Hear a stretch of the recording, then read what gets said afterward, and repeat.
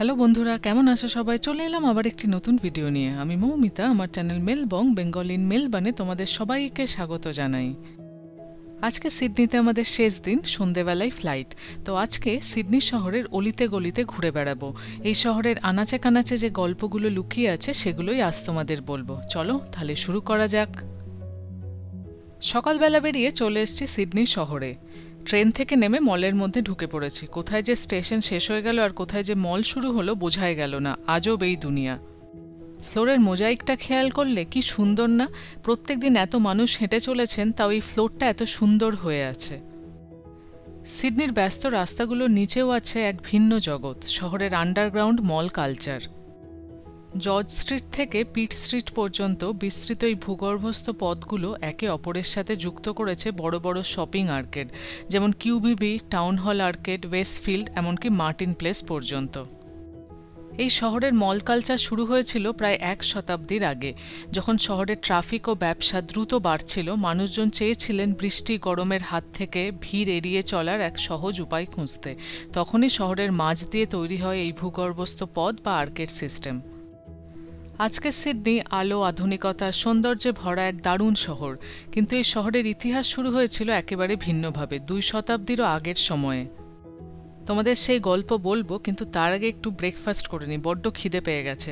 ওই আর্কেড থেকে বেরিয়ে আমরা আবার একটা আর্কেডে চলে এলাম। এইখানটা দেখো, প্রত্যেকটি আর্কেড এত সুন্দর করে সাজানো।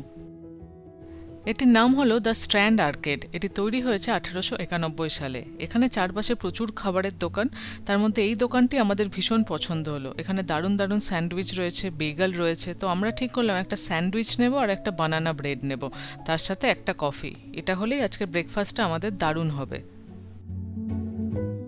খাবার অলরেডি এসে গেছে। এটি হলো চিকেন পেস্তো অ্যাভোকাডো স্যান্ডউইচ। দেখতে দারুণ লাগছে, অনেক ভেজিসও দেওয়া আছে, তার সাথে টমেটো। আর এটা হলো বানানা ব্রেড, তার সাথে বাটারও দিয়েছে। সৈকত লাগিয়ে নিচ্ছে।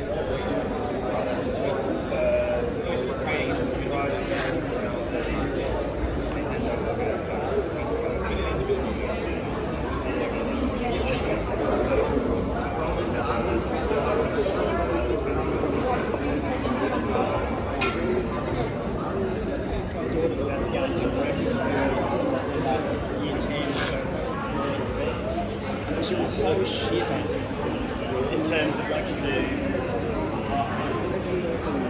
just something শহরের প্রাণকেন্দ্রে রয়েছে এখানকার অ্যাপল স্টোর, যেটা দেখতে খুবই সুন্দর লাগে। চলো এবার সিডনি শহরের গোড়াপত্তন কিভাবে হলো সেই গল্প তোমাদের সাথে একটু করি। 1788 সালে ক্যাপ্টেন আর্থার ফিলিপের নেতৃত্বে ইংল্যান্ডের ফার্স্ট ফ্লিট এসে পৌঁছায় পোর্ট জ্যাকসনে, যেটাই আজকে সিডনি হারবার। এখানেই প্রতিষ্ঠিত হয়েছিল অস্ট্রেলিয়ার প্রথম ইউরোপীয় বসতি, যার নাম রাখা হয় সিডনি, তৎকালীন ব্রিটিশ হোম সেক্রেটারি লর্ড সিডনির নামে।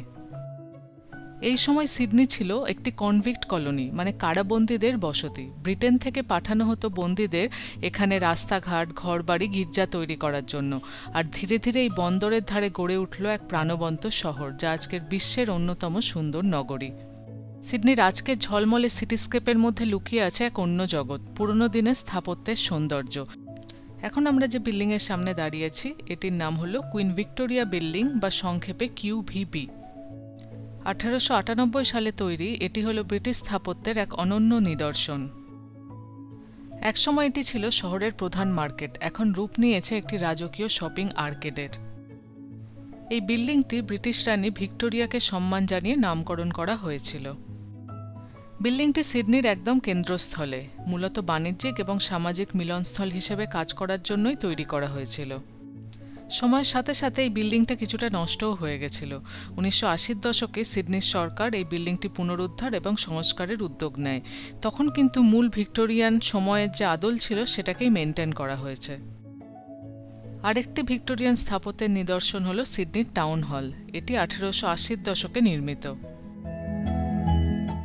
আজকে তো সোমবার, একটি ওয়ার্কিং ডে, সেজন্য রাস্তাঘাটে বেশ মানুষজনের ভিড় রয়েছে, প্রত্যেকটি দোকানপাট খোলা।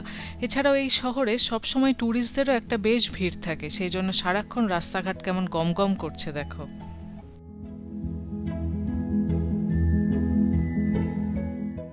এইবার আমরা চলে এসেছি মার্টিন প্লেসের কাছাকাছি। এই বিল্ডিংটির নাম হলো নাম্বার 1 মার্টিন প্লেস। এই বিল্ডিংয়ের গায়ের স্থাপত্যের নিদর্শন দেখে কিন্তু অসাধারণ লাগছিল। এত নিখুঁত কাজ, আর এত বছর পরেও এত সুন্দর রয়েছে এই বিল্ডিংটির অবস্থা দেখে কিন্তু দুর্দান্ত লাগছিল। এখন আমরা দাঁড়িয়ে আছি মার্টিন প্লেসে।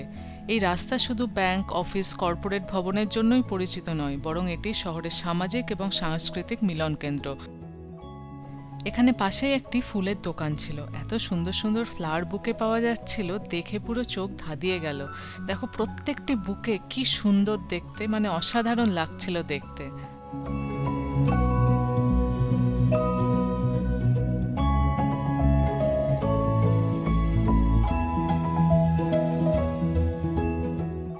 বছরের বিভিন্ন সময় এই স্থানে বিভিন্ন রকমের পাবলিক ইভেন্ট, প্রদর্শনী এবং উৎসব হয়।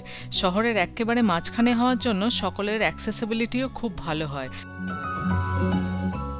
এর চারপাশে রয়েছে অনেক ক্যাফে এবং রেস্তোরাঁ। আর এখন মোটামুটি লাঞ্চের সময় হয়ে যাচ্ছে, সবাই অফিসের ফাঁকে বেরিয়ে পড়েছেন লাঞ্চ করতে। কেউ কেউ এখানে বসে একটু আরামও করে নিচ্ছেন।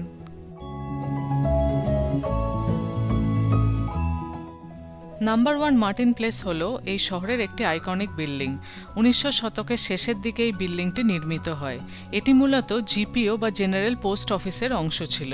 অর্থাৎ এটিই ছিল অস্ট্রেলিয়ার সবচেয়ে গুরুত্বপূর্ণ ডাকঘর, যেখানে পুরো উপনিবেশ জুড়ে যোগাযোগ এবং বাণিজ্য পরিচালিত হতো। লম্বা আর্কেড, স্তম্ভ, খোদাই করা স্যান্ডস্টোনের মুখ এই বিল্ডিংয়ের অন্যতম আকর্ষণ।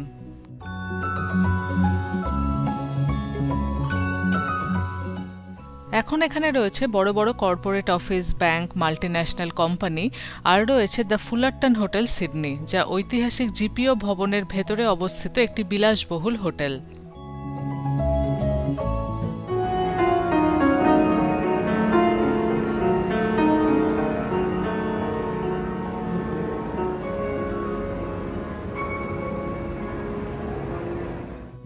নিচের অংশে রয়েছে দারুণ দারুণ ক্যাফে, রেস্তোরাঁ ও শপিং আর্কেড।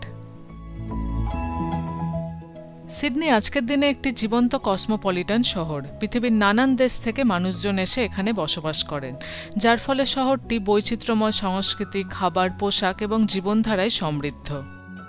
এই দেখো, এই দোতলা বাসে করে কিন্তু পুরো সিডনি শহর ঘুরে দেখা যায়।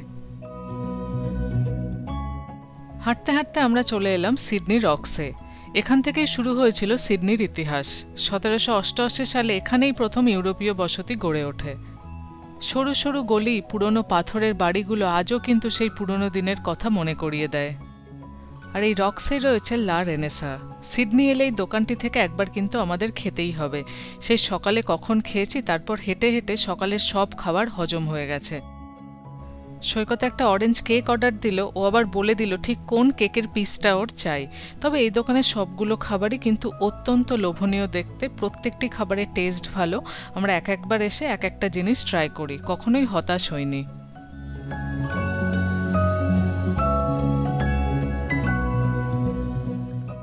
চলে এসছে আমাদের অরেঞ্জ অ্যান্ড আমন্ড কেক। উপর থেকে অল্প গোলাপের পাপড়ি ছড়ানো আছে। দেখতে কিন্তু জিনিসটি খুবই সুন্দর।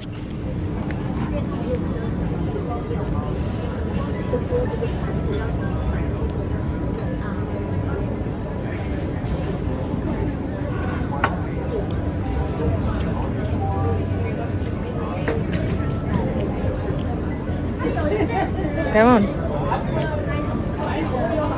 ফ্লেভারগুলো খুবই স্ট্রং, বেশ ভালো।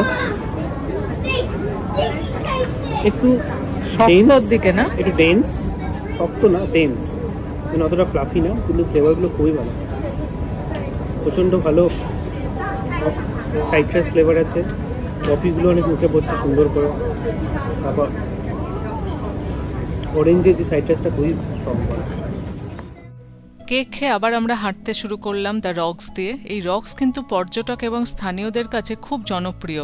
এখানে আছে বিখ্যাত বাজার, কিছু কফি শপ, বুটিক স্টোর আর আর্ট গ্যালারি। পাথরের রাস্তা, ঐতিহাসিক ভবন এবং সিডনি হারবারের দৃশ্য এই এলাকাটির মূল আকর্ষণীয় বিষয়। এখানে প্রায় অনুষ্ঠিত হয় cultural event, live music, festival, যা এ শহরের জীবন্ত ঐতিহ্যকে প্রকাশ করে। পাথরের গায়ে একটি সৈনিকের অবয়বকে কি সুন্দর ফুটিয়ে তুলেছে দেখো। সিডনি হারবারের পাশে এই একই রকম দেখতে বিল্ডিংগুলোর বাইরে দেখো একটি করে কল বসানো আছে, যেগুলো দেখেই মনে হচ্ছে জাহাজ থেকে যে মালগুলো নামতো সেগুলোকে উপরে তোলার কাজে ব্যবহার করা হতো। এই দিকের এগুলোও ছিল স্টোর হাউস, দেখো লেখা আছে ক্যাম্বেল স্টোর হাউস। তবে সময়ের সাথে সাথে এসব স্টোর হাউসের দরকারটা ফুরিয়ে গেছে, এগুলো আস্তে আস্তে রেস্তোরাঁ, ক্যাফে, বুটিক স্টোরে পরিণত হয়েছে। অনেকক্ষণ ধরে হাঁটার পর এবার এই জায়গায় এসে একটু দাঁড়ালাম। অনেকেই দেখছি এখানে এখন বসে আছেন, একদিকে অপেরা হাউস, একদিকে ব্রিজের মনোরম দৃশ্য। আজকের ওয়েদার একটু মেঘলা, সেই জন্য একটু ধোঁয়াশা ধোঁয়াশা আছে। দুপুর এখন প্রায় 2:30 বাজে, বেশ খিদে পেয়ে গেছে। আজকে মেলবার্ন ফেরার ফ্লাইট আমাদের রাত্রিবেলা। আমরা লাঞ্চ করে ভাইয়ের বাড়ি চলে যাব, সেখানে ব্যাগপত্র গুছিয়ে তারপর এয়ারপোর্টের জন্য রওনা হব। আজকে সিডনিতে তোমরা লাস্ট ভ্লগ দেখছো, এর পরের ভ্লগ কিন্তু তোমরা আবার মেলবার্ন থেকে দেখতে পাবে। যাওয়ার আগে এই জায়গায় দাঁড়িয়ে একটু দৃশ্যটা উপভোগ করতে দারুণ লাগে। এইবার উঠে পড়লাম লাইট রেলে। লাইট রেলে করে শহরের মাঝখানে গিয়ে লাঞ্চ করব, তারপর ট্রেন ধরে নেব ভাইয়ের বাড়ি যাওয়ার জন্য। সিডনির এই লাইট রেল হলো আমাদের মেলবার্নের ট্রামের মতো, কিন্তু সিবিডি বা সেন্ট্রাল বিজনেস ডিস্ট্রিক্টের মধ্যে ট্রাম যেমন ফ্রি মেলবার্নে, এখানে কিন্তু ফ্রি নয়, এখানে লাইট রেলে পয়সা দিয়েই উঠতে হয়। সিডনির প্রথম ট্রাম ব্যবস্থা 1880 সালে শুরু হলেও 1960-এর পরে অনেক লাইন বন্ধ হয়ে যায়। তারপর 2019 সালে লাইট রেলের নতুন করে লাইনগুলি চালু হয়। আবার একটা আর্কেডের মধ্যে ঢুকে পড়লাম। এখানে দেখতেই পাচ্ছ লাঞ্চের সময় চারপাশে কত মানুষের ভিড়, আর এই জায়গাটি এতটাই বড়, পুরোটাই কিন্তু ফুড কোর্ট। চারপাশে বিভিন্ন কুইজিনের দোকান রয়েছে। আমরা চলে এসেছি ইস্তানবুল, মিডল ইস্টার্ন খাবার খেতে। এখানে কাবাব খাবো। দেখো এই কাবাবগুলো কি লোভনীয় দেখতে।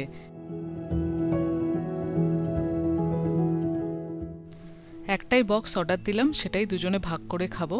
এখানে প্রথমেই অনেকটা স্যালাড দিয়ে দিচ্ছে, তারপর কিছুটা স্যালাড ড্রেসিংও দিয়ে দেবে। এরপর উপর থেকে চিকেন, মাটন বা তুমি যে ধরনের মাংস খাবে সেগুলো দিয়ে দেবে। এর সাথে তুমি রুটি দিয়ে খেতে পারো, পিটা ব্রেড দিয়ে খেতে পারো, যেটা তোমার ইচ্ছে। সসটা একটু বেশি করেই উপরে দিয়ে দিয়েছে, এরপর থেকে সসটা আলাদা করে নিতে হবে। যাই হোক, আমরা খাওয়াটা শেষ করি। আজকের ভিডিও এখানেই শেষ করলাম। আজকের এই ভিডিও সিডনির ইতিহাস তোমাদের কেমন লাগলো আমাকে কিন্তু অবশ্যই জানিও। ভালো লাগলে লাইক করে দিও, আর আমাদের চ্যানেল যদি তোমাদের ভালো লাগছে তাহলে প্লিজ সাবস্ক্রাইব করে পাশে থেকো। আজ তাহলে আসি, সবাই খুব ভালো থেকো, টাটা।